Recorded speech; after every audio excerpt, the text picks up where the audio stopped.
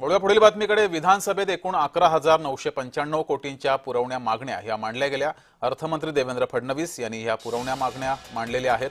अनेक क्षेत्रांसाठी भरीव असं निधी दिला जाईल असंही म्हटलं गेलंय। 11,995 कोटींच्या या पुरवण्या मागण्या मांडल्या गेल्यात।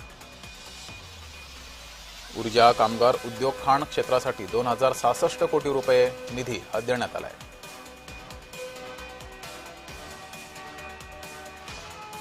महेंद्र, पुरवण्या मागण्या मांडलेल्या आहेत, काय नेमकी वैशिष्ट्ये होती या पुरवण्या मागण्यांची? कसा निधी वाटप होणार आहे? कोणकोणत्या क्षेत्रासाठी कसं योगदान देण्यात आलंय?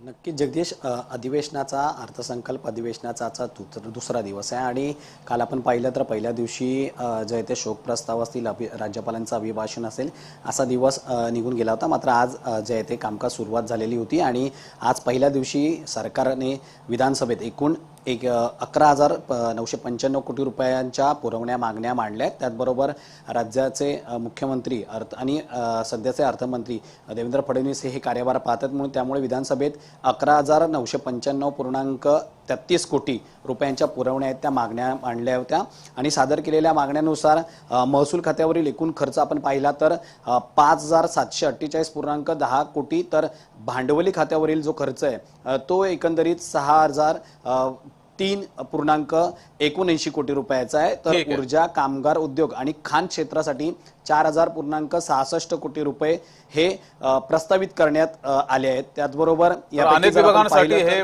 निधी प्रस्तावित करण्यात आलेला आहे। महेंद्र, तुम्ही असेच जोडलेले रहा।